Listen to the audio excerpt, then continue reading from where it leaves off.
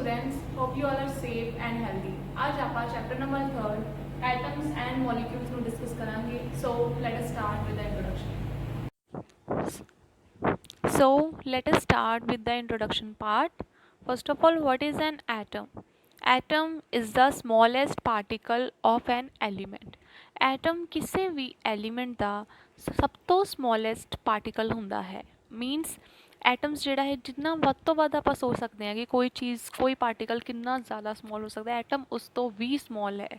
Okay, it is made up of electrons, protons and neutrons. Atom ਜਿਹੜਾ ਹੈ ਉਸ ਵਿੱਚ ਇਲੈਕਟ੍ਰੋਨਸ ਹੁੰਦੇ ਆ which are negatively charge, protons ਹੁੰਦੇ ਆ which are positively charged and neutrons which are neutral. Okay, so atom ਦਾ ਜਿਹੜਾ ਐਟੋਮਿਕ ਰੇਡੀਅਸ ਹੈ, ਠੀਕ ਹੈ, ਐਟਮ ਦਾ ਰੇਡੀਅਸ ਉਹਨੂੰ ਨੈਨੋਮੀਟਰਸ ਦੇ ਵਿੱਚ ਮੇਜਰ ਕੀਤਾ ਜਾਂਦਾ ਹੈ. And symbol of atoms of different elements are, for example, H for hydrogen, C for carbon, O for oxygen and S for sulfur. Now atoms are also called building blocks. ਹੁਣ atoms ਨੂੰ building blocks ਕਿਉਂ ਕਿਹਾ ਜਾਂਦਾ ਹੈ?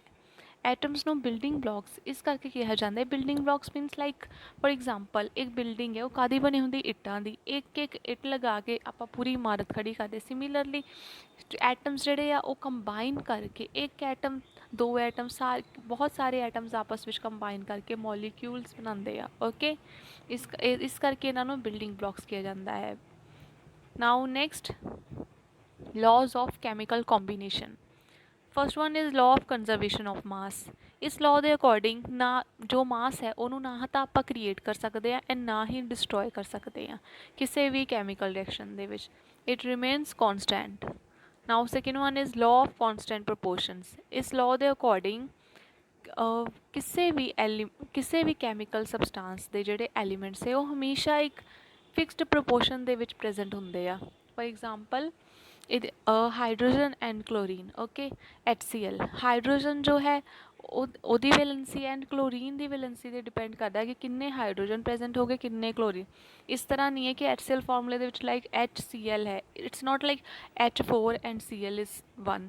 Okay, so proportionality definite ਹੁੰਦੀ ਹੈ. Okay, now third one is Dalton's atomic model. ਹੁਣ Dalton atomic model ਦੇ ਅਕੋਰਡਿੰਗ ਐਟਮ ਜਿਹੜਾ ਹੈ ਉਹ ਟਾਈਨੀ ਪਾਰਟੀਕਲਸ ਹੁੰਦੇ ਨੇ, ਠੀਕ ਹੈ, ਐਂਡ ਐਟਮਸ ਇਨਵਿਜ਼ੀਬਲ ਹੁੰਦੇ ਆ. ਇਹਨਾਂ ਨੂੰ ਨਾ ਤਾਂ ਕ੍ਰੀਏਟ ਕਰ ਸਕਦੇ ਆ ਨਾ ਹੀ ਡਿਸਟਰੋਏ ਕਰ ਸਕਦੇ ਆ. Okay, atoms of different elements have different mass and chemical properties. Okay, now next one is atomic mass. ਹੁਣ ਐਟੋਮਿਕ ਮਾਸ ਕੀ ਹੁੰਦਾ ਹੈ?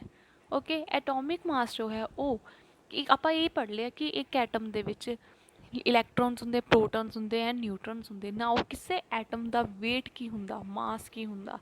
ਹੁਣ ਐਟੋਮਿਕ ਮਾਸ ਜੋ ਹੁੰਦਾ ਹੈ ਉਹ ਕਿੰਨੇ ਨੰਬਰ ਆਫ ਪ੍ਰੋਟੋਨਸ ਅਤੇ ਕਿੰਨੇ ਨੰਬਰ ਆਫ ਨਿਊਟਰੋਨਸ ਨੇ ਉਹਨਾਂ ਦਾ ਆਲ ਐਂਡ ਆਲ ਐਵਰੇਜ ਹੁੰਦਾ ਹੈ. ਠੀਕ ਹੈ, ਹੁਣ ਜਿਸ ਤਰ੍ਹਾਂ ਕਲੋਰੀਨ ਹੈ, ਕਲੋਰੀਨ ਦੇ ਆਈਸੋਟੋਪਸ ਹੁੰਦੇ, ਲਾਈਕ ਉਹਦੇ ਵਿੱਚ ਡਿਫਰੈਂਟ ਫਾਰਮਸ ਦੇ ਵਿੱਚ ਹੁੰਦਾ ਕਲੋਰੀਨ. ਉਹਦੇ ਵਿੱਚ ਇੱਕ ਦੇ ਵਿੱਚ ਆਪਾਂ ਇੱਦਾਂ ਮੰਨ ਸਕਦੇ ਡਿਫਰੈਂਟ ਫਾਰਮ ਕਹਿਣ ਦਾ ਭਾਵ ਹੈ ਕਿ ਸਪੋਜ਼ ਇੱਕ ਦੇ ਵਿੱਚ ਨਿਊਟਰੋਨਸ ਦੀ ਸੰਖਿਆ ਵੱਧ ਹੈ ਅਤੇ ਇੱਕ ਦੇ ਵਿੱਚ ਉਸ ਤੋਂ ਘੱਟ ਹੈ. ਠੀਕ ਹੈ, ਨਿਊਟਰੋਨਸ ਜਿਹੜੇ ਉਹ ਇਕੁਅਲ ਅਮਾਊਂਟ ਦੇ ਵਿੱਚ ਨਹੀਂ ਹੁੰਦੇ ਹੈਗੇ ਪ੍ਰੈਜ਼ੈਂਟ.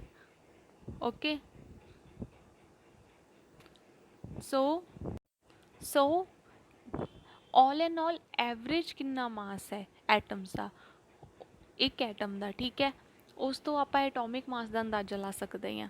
ਫੋਰ ਐਗਜ਼ਾਮਪਲ ਡਿਫਰੈਂਟ ਨਿਊਟਰਨਸ ਹੋਣ ਕਰਕੇ ਆਪਾਂ ਉਹਨਾਂ ਨੂੰ ਆਈਸੋਟੋਪਸ ਕਹਿੰਦੇ. ਲਾਈਕ ਕਲੋਰੀਨ ਦੇ ਟੂ ਆਈਸੋਟੋਪਸ ਹੁੰਦੇ, ਠੀਕ ਹੈ, ਕਲੋਰੀਨ 35 ਐਂਡ ਕਲੋਰੀਨ 37.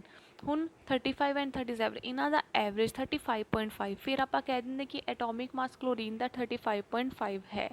ਹੁਣ ਨਾਈਟ੍ਰੋਜਨ ਹੈ, ਨਾਈਟ੍ਰੋਜਨ ਦਾ ਐਟੋਮਿਕ ਮਾਸ 14 ਹੋਵੇਗਾ, ਕਾਰਬਨ ਦਾ 12 ਹੁੰਦਾ ਹੈ, ਹਾਈਡਰੋਜਨ ਦਾ 1 ਐਂਡ ਆਕਸੀਜਨ ਦਾ 16. Now next one, molecule. Molecule ਕੀ ਹੁੰਦਾ ਹੈ? ਆਪਾਂ ਸਿੰਪਲ ਵਰਡਸ ਦੇ ਵਿੱਚ ਇਹ ਕਹਿ ਸਕਦੇ ਕਿ ਆਪਾਂ ਐਟਮਸ ਦੀ ਗੱਲ ਕੀਤੀ, ਜਿਹੜੇ ਐਟਮਸ ਨੇ ਉਹ ਕੰਬਾਈਨ ਕਰਕੇ ਮੋਲੀਕਿਊਲ ਬਣਾਉਂਦੇ ਨੇ. ਓਕੇ, ਇੱਕ molecule. Fine, for example O3 ਜੋ ਕਿ ਓਜ਼ੋਨ ਹੁੰਦਾ ਹੈ. ਓਕੇ, ਓਜ਼ੋਨ ਲੇਅਰ ਆਪਾਂ ਸਾਰਿਆਂ ਨੇ ਸੁਣਿਆ ਹੋਊਗਾ. ਹੁਣ O3 ਮਤਲਬ 3 ਆਕਸੀਜਨ ਦੇ ਐਟਮ, 3 ਆਕਸੀਜਨ ਦੇ ਐਟਮਸ ਨੇ ਕੰਬਾਈਨ ਕਰਕੇ ਇੱਕ ਮੋਲੀਕਿਊਲ ਬਣਾਇਆ ਓਜ਼ੋਨ ਦਾ. ਓਕੇ, ਸਿਮਿਲਰਲੀ ਮੋਲੀਕਿਊਲਸ ਜਿਹੜੇ ਡਿਫਰੈਂਟ ਕੰਪਾਊਂਡਸ ਦੇ ਜਿੱਦਾਂ ਕਿ ਵਾਟਰ H2O। ਹੁਣ H2O is a compound, 2 hydrogen ਤੇ 1 ਆਕਸੀਜਨ ਨੇ ਮਿਲ ਕੇ ਵਾਟਰ ਦਾ ਇੱਕ ਮੋਲੀਕਿਊਲ ਬਣਾਇਆ। Okay, so this is all about molecule. Now what is iron? Ion ਕੀ ਹੁੰਦਾ ਹੈ? ਹੁਣ ਆਇਨ ਜਿਹੜਾ ਹੈ ਉਹ ਚਾਰਜਡ ਐਟਮ ਹੁੰਦਾ। Okay, single charged atom. Okay, and ਇਹਦੇ ਤੇ ਨੈਟ ਚਾਰਜ ਹੁੰਦਾ। Net charge mean overall charge ਜ਼ਿਆਦਾ ਨੈਗੇਟਿਵ ਹੋਊਗਾ ਜਾਂ ਪੋਜ਼ੀਟਿਵ ਹੋਊਗਾ, ਪਰ ਚਾਰਜ ਜ਼ਰੂਰ ਹੋਵੇਗਾ। ਹੁਣ ਅਗਰ ਤਾਂ ਨੈਗੇਟਿਵ ਚਾਰਜ ਹੋਵੇ ਤਾਂ ਆਪਾਂ ਕਹਿ ਦਿੰਦੇ ਹਾਂ ਕਿ ਇਹ ਅਨਾਇਨ ਹੈ, Cl ਨੈਗੇਟਿਵ। ਓਕੇ, ਜਿੱਦਾਂ ਆਪਾਂ ਇੱਥੇ ਦੇਖ ਸਕਦੇ ਹਾਂ ਐਗਜ਼ਾਮਪਲ ਦਿੱਤੀ ਹੋਈ Cl ਨੈਗੇਟਿਵ। ਹੁਣ ਅਗਰ ਇਹ ਪੋਜ਼ੀਟਿਵਲੀ ਚਾਰਜ ਆਇਨ ਇਜ਼ ਕਾਲਡ ਕਟਾਇਨ। ਅਗਰ ਕਿਸੇ ਐਲੀਮੈਂਟ ਦੇ ਉੱਪਰ ਚਾਰਜ ਪੋਜ਼ੀਟਿਵ ਹੋਵੇ, ਪਲੱਸ ਦਾ ਹੋਵੇ, ਤਾਂ ਆਪਾਂ ਕਹਿਣਾ ਕਿ ਇਹ ਕਟਾਇਨ ਹੈ। ਓਕੇ, ਸੋ NaCl ਸਾਲਟ ਹੈ, ਸੋਡੀਅਮ ਕਲੋਰਾਈਡ, ਕਾਮਨ ਸਾਲਟ, ਆਪਾਂ ਸਾਰੇ ਡੇਲੀ ਕਿਚਨ ਦੇ ਵਿੱਚ ਯੂਜ਼ ਹੁੰਦਾ ਹੈ। ਠੀਕ ਹੈ, ਨਮਕ ਜਿਹਨੂੰ ਕਹਿੰਦੇ ਆ। ਠੀਕ ਹੈ, ਹੁਣ Na ਪੋਜ਼ੀਟਿਵ, ਸੋਡੀਅਮ ਪੋਜ਼ੀਟਿਵ ਨੇ, ਠੀਕ ਹੈ, ਕਲੋਰੀਨ ਨੈਗੇਟਿਵ, Cl ਨੈਗੇਟਿਵ ਨੇ ਮਿਲ ਕੇ farm sodium chloride salt. Now next, formulae of simple compounds. ਹੁਣ ਆਪਾਂ ਕੁਝ ਕੰਪਾਊਂਡਸ ਦਾ ਫਾਰਮੂਲਾ ਦੇਖਾਂਗੇ। For example hydrogen chloride. ਹੁਣ ਹਾਈਡਰੋਜਨ ਦਾ ਸਿੰਬਲ ਹੈ H, ਕਲੋਰੀਨ ਦਾ ਹੈ Cl, ਐਂਡ ਵੈਲੈਂਸੀ। ਪਹਿਲਾਂ ਤਾਂ ਵੈਲੈਂਸੀ ਹੁੰਦੀ ਕੀ ਆ? ਵੈਲੈਂਸੀ ਮੀਨਸ ਕਿਸੇ ਐਲੀਮੈਂਟ ਦੇ ਵਿੱਚ ਕਿੰਨੇ free electrons, outer most electrons present ਹੈ, ਉਹਨੂੰ ਕਹਿੰਦੇ ਆ ਵੈਲੈਂਸੀ।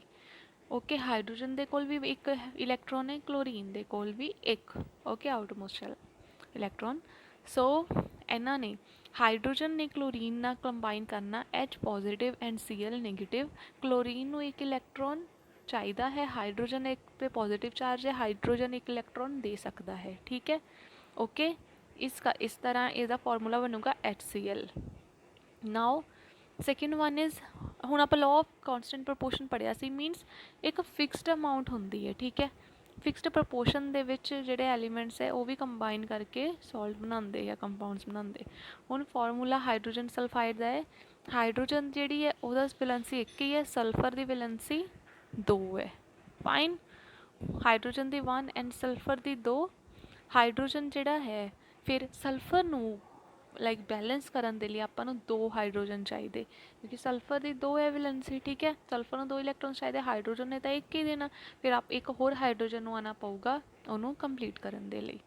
ਓਕੇ, ਸੋ ਅਗਰ ਕਿਸੇ ਨੂੰ ਕੋਈ ਡਾਊਟ ਹੋਵੇ ਦੈਨ ਡਾਊਟ ਸੈਕਸ਼ਨ ਦੇ ਵਿੱਚ ਤੁਸੀਂ ਮੇਰੇ ਕੋਲੋਂ ਪੁੱਛ ਸਕਦੇ ਹੋ, ਆਪਣੇ ਜੋ ਵੀ ਕੁਛ ਰਿਗਾਰਡਿੰਗ ਕਿਸੇ ਵੀ ਟੌਪਿਕ ਦੇ ਰਿਗਾਰਡਿੰਗ ਰਹਿ ਗਿਆ ਹੋਵੇ। Thank you. So I hope ਅੱਜ ਦਾ ਟੌਪਿਕ ਤੁਹਾਨੂੰ ਇੰਟਰਸਟਿੰਗ ਲੱਗਾ ਹੋਵੇ ਐਂਡ ਸਮਝ ਆਇਆ ਹੋਵੇ। ਆਲ ਦਾ ਵੈਰੀ ਬੈਸਟ।